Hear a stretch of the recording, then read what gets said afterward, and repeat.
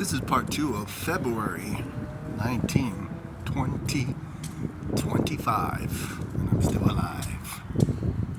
I can't help it. I have to make a rhyme, and then I have to waste time for at least the next 30 seconds just so I could not get flagged for some content that may be a little bit too crazy for the algorithm. I do care because I do make this content so people could watch it.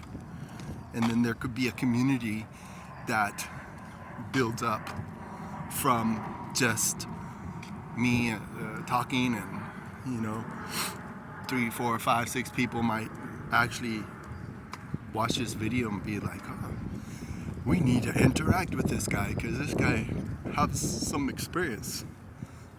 Not to say that my experience is anything more or anything less than someone else's, but here I am, just sharing some thoughts. So, of course, any thoughts that I share on this channel is my own, and no one else is responsible, so don't get bent out of shape. Go after any of my friends or family, or even the hosting, the video hosting service. But then again, they say that the content is free, but the plumbing isn't.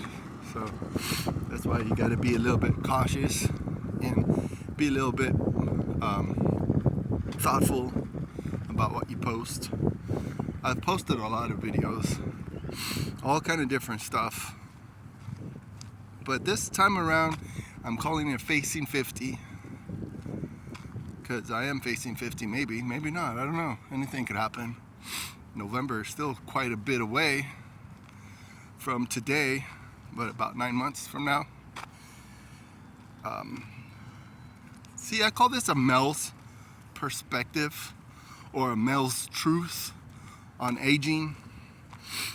A personal truth is like a perspective, and it's pretty important to make that distinction, because I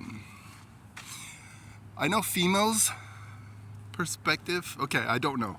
What I mean is that I assume that females' perspective on aging is totally different than a guy's. I mean, it kind of sucks in a way, because depending on who you talk to, a female that's facing 50, if they don't have their family by then, if we don't have any I don't know, I mean, I'm not trying to be a downer, but guys do have a little bit more potential to start a family at 50 years old than a female does. I mean, a male's parts could still be old and worn down, or just organs. The organs inside your flesh might not be working as good. The organs, like your eyes, your lungs, your heart, whatever, may still be running down because of just maybe you didn't take care of yourself very well. So I am encouraging men that are young, don't take for granted your health. Don't take for granted that you could be all right, because you very well could be all right, but you very well could be bearing some consequences for inactivity, poor diet, those things that are very, that we just take for granted, like me going to get some food from the fast food place and it not being a very good choice. But I'm just saying, make better choices. Because when you're younger, you can spring back a little bit easier. But when you're older, it's not as easy. Like walking. I'm going for a walk right now to ease my troubled mind. And I remember when I was younger, I could walk for miles and not get tired.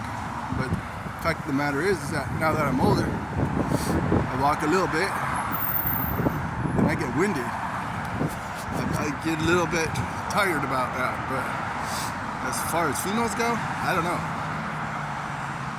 I can't speak on that, but I can speak on my perspective as a man in this crazy world on how to navigate this life and how to share some of this. Sorry, Z, I think I'm gonna have a cold right now. I mean, I went walking in that dirt earlier today. That was part 1 of this video, so this is part 2. And part 2 is really just, I just wanted to clarify a couple things about my perspective as a male, well, I guess they call it a wasp. And yeah, you can look it up. I'm not even going to describe it because I don't even know if that's allowed to be described. But yeah, I love female women. I love, oh shoot, this guy's going full throttle to the stop. What an idiot. That was scary. But yeah, it's something that I just wanted to share with you. I know that if you watch it this far, I thank you, and you're being pretty patient about listening about what I have to say, because I know a lot of people with a lot of confidence and enthusiasm, they could tell you anything, and you might be like, whoa, that is so true. You know, I should do this and that, especially if it's something that you want to do anyways, and someone with some confidence tells you that's the way you should do it, and then you want to do it that way because it's like, oh, that's what I wanted to do anyways. No, I'm challenging you to go against the flow, counterintuitive, something that is not really, you know, like I like to say, I don't condone or condemn certain things, because the Bible teaches you're condemned already. So, you know, don't even trip, because yeah, I mean, only God could judge me, they say. Only God could judge, of course. 1 Samuel talks about that God knows the heart. God knows your motivation. And if you're motivated, yeah, you bet. And so it's just something to think about. It's important to live your life, but be engaged in your life. Because, man, before you know it, you're going to be facing 50. Or even if you're beyond 50. I mean, how was it for you? Let me know in the comments. I know some people that has watched this video has shared a lot of their experience and a lot of their perspective, their truth about the matter. And I wanted to tell them thank you for the comments that people have left.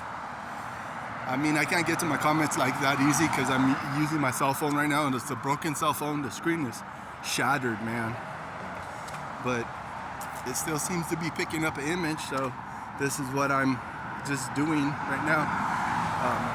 Just making a video. Hopes and dreams. I have a lot of hopes and dreams, and I am really trying to get a better perspective on my perspective, because there's some things that have a payoff, some things that don't have a payoff. I mentioned in my other videos about risk and reward, and a lot of life is risk and reward. Sometimes you take a risk, you get a good reward.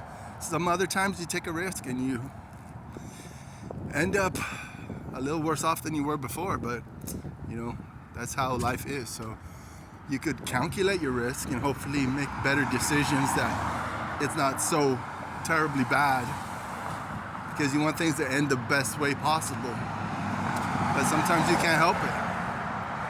But I suggest, like, on the other hand, it's important to have a little bit of insight. It's like chess. Life is a chess. You got to move the pieces around until the game is done. How are you moving the pieces around? Are you using a little bit of your intelligence, your imagination, the things that are really, yeah, it's like the different gates. You gotta go through a lot of barriers sometimes to get to a certain point. But if it's all red flags on the way, why do you even bother?